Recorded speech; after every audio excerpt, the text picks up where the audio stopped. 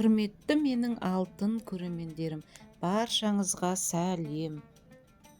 Бүгін сіздерге құрамы витаминге толы осындай керемет дәмді салат жасап көрсететін боламын. Ол үшін бізге салат жапырақтары керек болады. Оны видеода көрсетілгендей турап аламыз. Достар, ең бірінші менің каналыма тіркелмеген болсаңыз, тіркеліп алуды ұсынамын. Менің каналымда сіздерге өте көп салаттардың түрлері бар. Басқа да оңай, қолжетімді, тез жасалатын тағамдар көре аласыздар. Сондықтан каналға тіркеліп, лайк басып, комментарий жазуды ұмытпаңыздар. Достарыңызбен бөлісіп отырыңыздар. Поделиться деген батырманы бассаңыз, достарыңызға жіберуге болады. Салат жапырақтарын турап болдық. Енді бізге бір қияр керек болады. Оны да видеода көрсетілгендей етіп турап аласыздар. Салаттың құрамы описание бөлімінде жазылатын болады. Достар, бұл салатты міндетті түрде жасаңыздар. Дәмі өте дәмді. Видеоны сақтап алыңыздар. Алдағы келе жатқан мерекелерде жасап көріңіздер.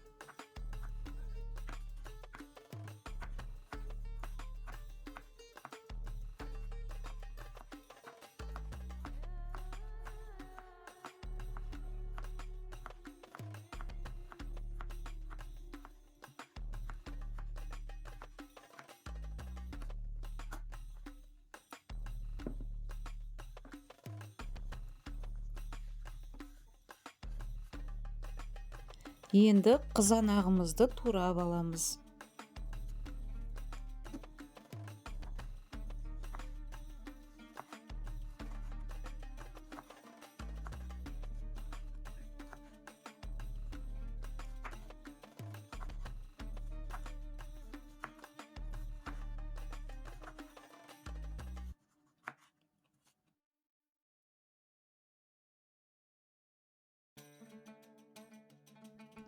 Ендігі қосатын затымыз ол жүгері.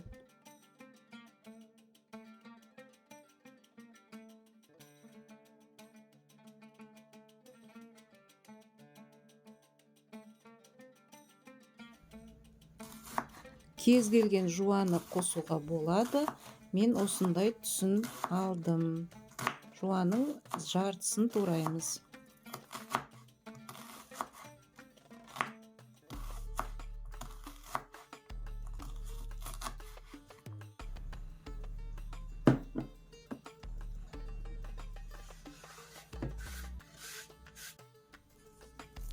Енді укропты турап қосамыз. Менде мұздатқышта сақталған укроп.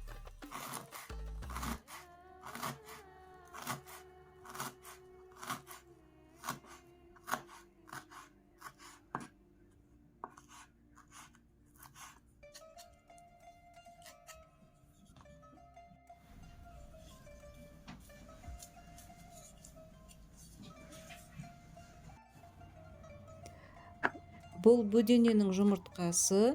Бұны салаттың ең соңында қосамыз. Әзірге турап қоямыз.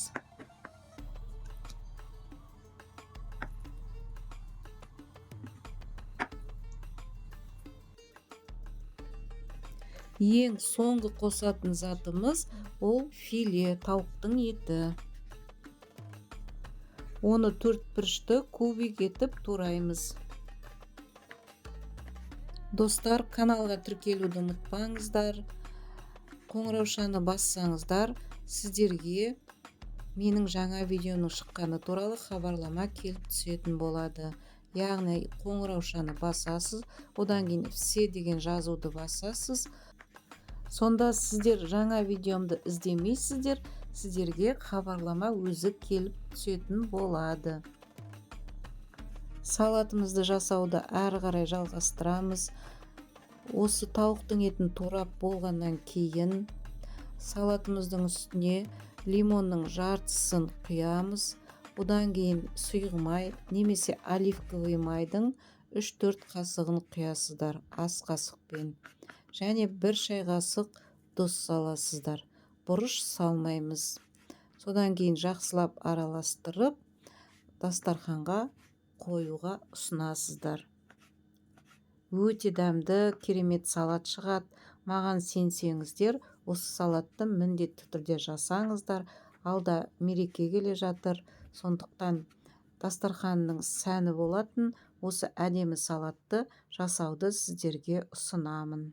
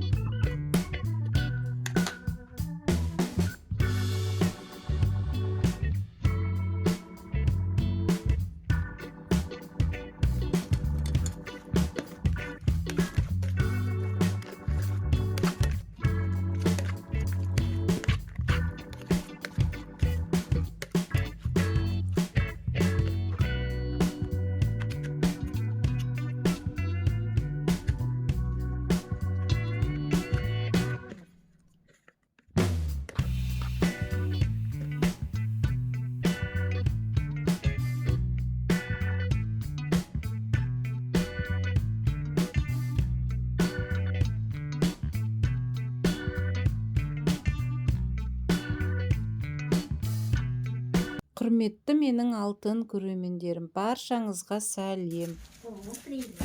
Привет. Пока. Бүгін осындай ыдысқа судыр төсеп, пачуба салатын жасайтын боламыз. Рецепт түсінікті болу үшін видеоны соңына дейін көріңіздер. Егер каналға тіркелмеген болсаңыз, бірден тіркеліп алыңыз. Ендеше бастаймыз. Ең бірінші пачубаға керек барлық көкөністерді суға пісіріп, одан кейін осылай теркадан өткізіп аламыз.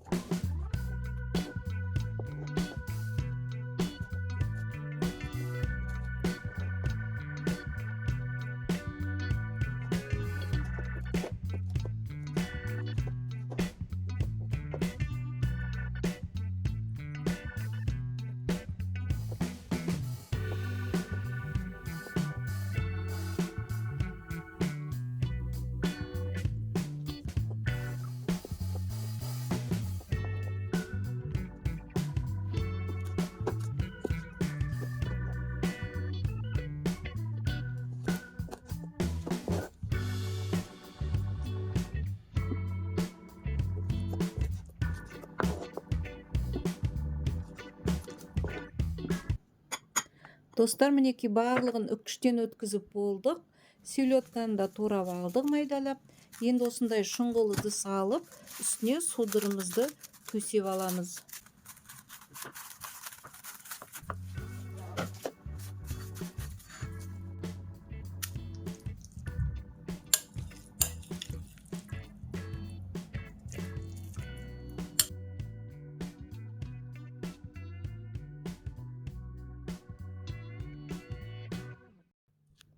Бұл әдіспен жасаған кезде біріншіден өте тез жасалады екен, уақытты үнемдейсіз. Екіншіден жан-жақтарыңыз шашылмайды. Маған өте ұнады. Одан кейін екінші лайфхак, мынау майонездің пакетін бұрышын қайшыменен өте жіңішке қылып ағатындай қылып кесіп алсаңыздар, өте ыңғайлы екен.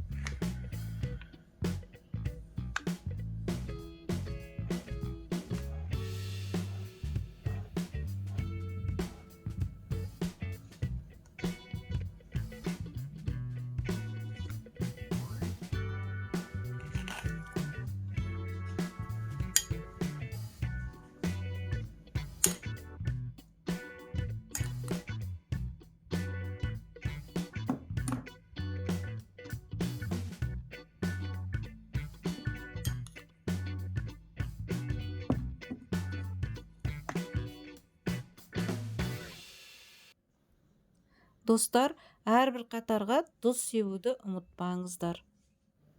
Егер сіздерге видео ұнап жатса, лайк басып, комментарий жаза кетіңіздер.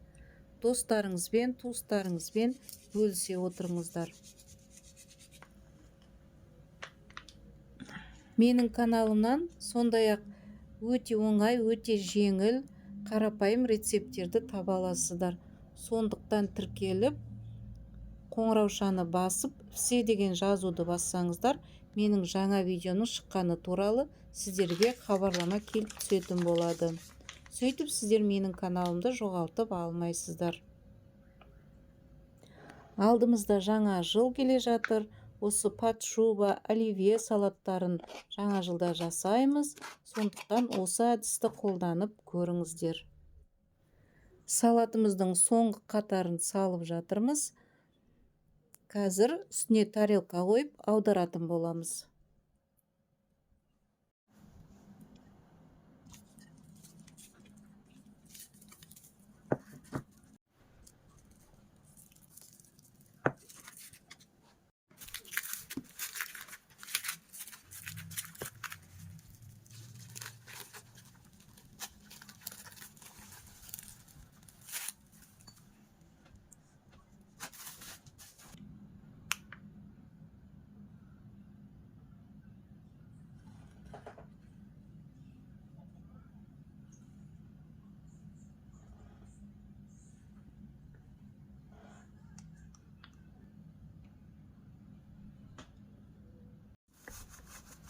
Салатымыз дайын болды. Осы күйінде де ұсынуға болады. Немесе майонезді тегістеп жағып, мынандай күйде де ұсына аласыздар.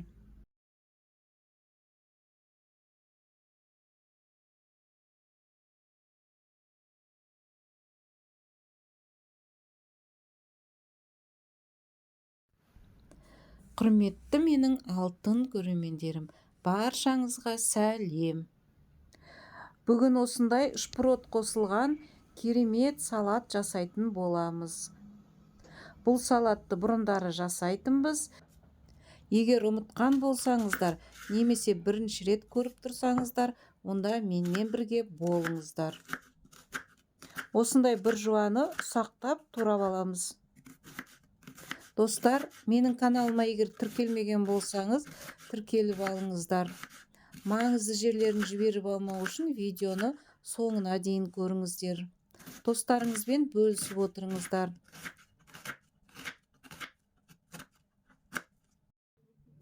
Енді шұңғылдау ыдысқа жуамызды салып аламыз. Жуаның үстіне 1 шай қасық қант саламыз. Және 2 шай қасық 9%-дағы алма сірке суын құямыз. Бұдан кейін қайнап тұрған ыстық су құямыз. Су жуаның бетін түгелдей жауып тұру керек. Және араластырып жібереміз. Енді салат жасайтын ыдысымыздың түбіне майонезімізді жағып аламыз. Осыдан кейін картофымызды үккіштің үлкен көзінен өткіземіз.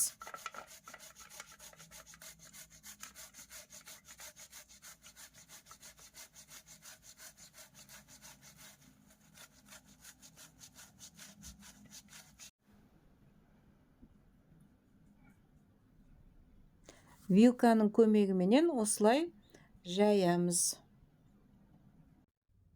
Аздаған тұз себеміз. Тұзды өз қалауларыңыз бойынша саласыздар. Енді майонез жағамыз. Өте дәмді салат шығады. Достар, міндетті түрде жасап көріңіздер. Келесі кезекте шпротты осылай бөлек тарелкаға салып аламыз. Және ішінен 3 дана балықты бөлек алып аламыз. Ішіндегі езілмеген бүтін балықтарды таңдаған дұрыс. Ол ең соңында салаттың бетіне оформление жасауға керек болады.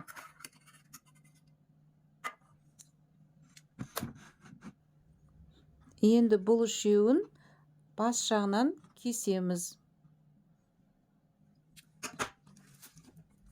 Құйрық жақ бөлігі кескен бөліктен ұзындау болу керек.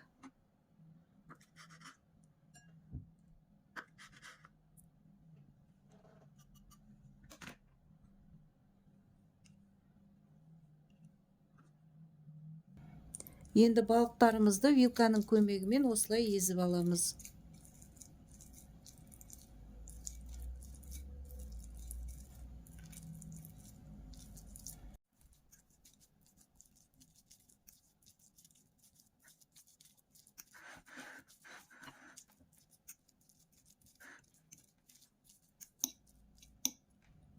Өзінің майын үстіне осылай құямыз.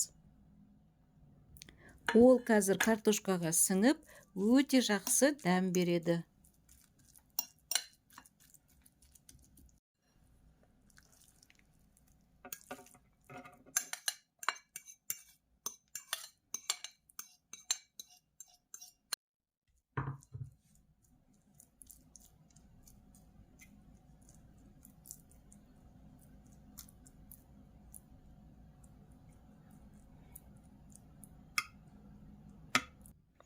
Енді манағы маринадтап қойған жуамызды суын төгіп, өзін осылай саламыз.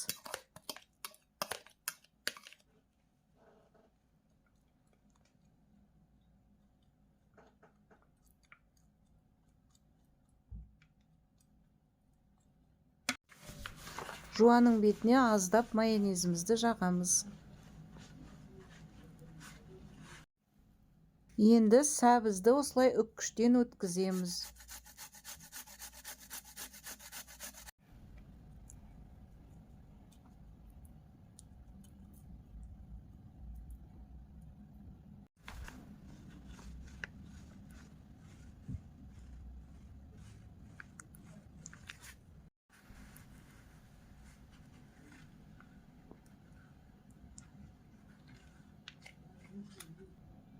Жұмыртқаны да осылай үккіштен өткізіп, салаттың бетіне саламыз.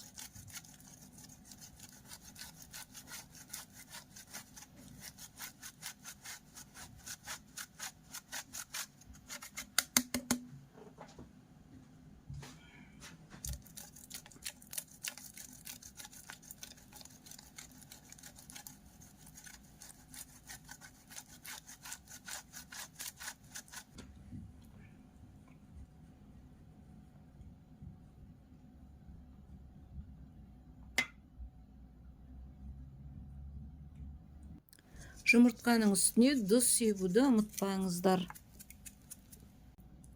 Тұз сепкеннен кейін майонез жағамыз.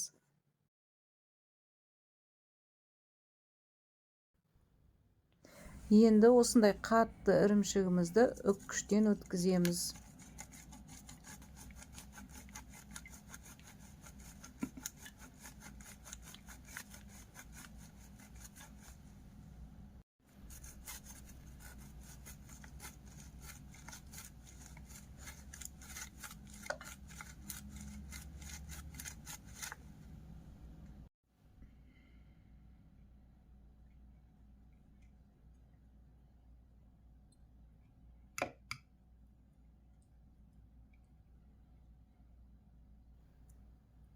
Салатымыз дайын болды. Осылай да ұсынуларыңызға болады. Немесе бетіне осындай балықтарды қойып, оформление жасауларыңызға да болады. Ол үшін осындай қасықтың көмегімен шұңқырлап аламыз. Сосын балығымызды орналастырамыз.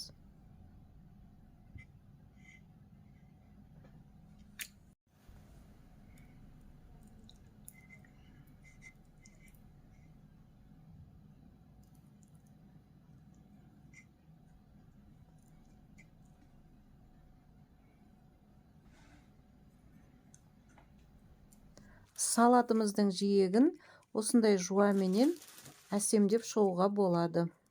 Достар, каналға тіркелуді ұмытпаңыздар. Ұнаса лайк басыңыздар, комментарий жазып кетіңіздер. Достарыңызбен бөлісіңіздер. Егер қоңырау деген кнопканы басып, Одан кейін все деген жазуды бассаңыздар, сіздерге менің жаңа видеомның шыққаны туралы хабарлама келіп түседі. Сөйтіп сіздер менің видеомды, менің каналымды жоғалтып алмайсыздар. Достар, салатымыз дайын. Енді 2 сағат холодильникке қойғаннан кейін дастарханға қоюларыңызға болады. Өте тойымды, өте дәмді салат. Сондықтан сіздер де жасап көріңіздер.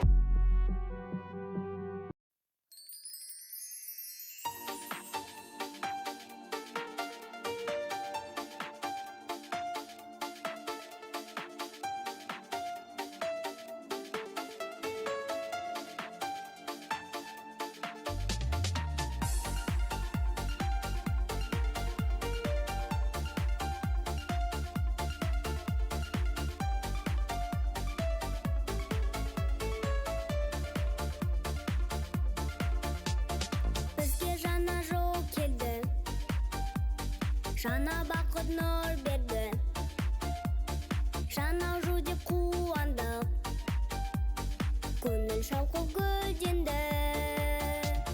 Жаңа жыл, асыр сауып ойна күл, ата-ананың мейірімі, жаңа жылдың жанары.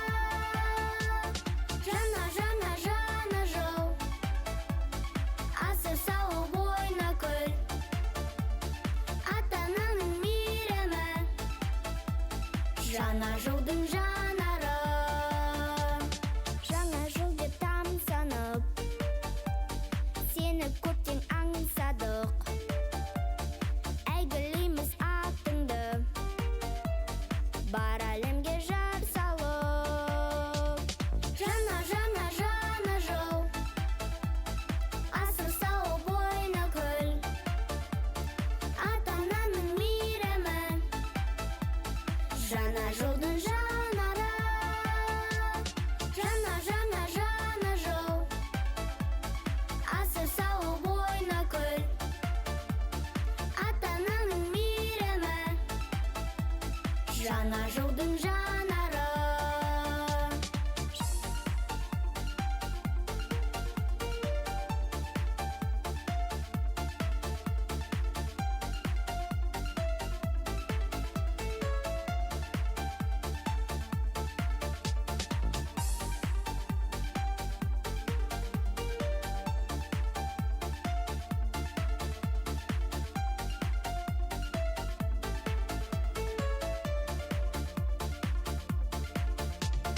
Бізге жаңа жыл келді, жаңа бақыт нұр берді, жаңа жыл деп қуандық, көңіл шалқып гүлденді. Жаңа жыл, асыр сауып ойна күл, ата-ананың мейірімі, жаңа жылдың жанары. Жаңа жыл, асыр сауып ойна күл, ата-ананың мейірімі, жана жыл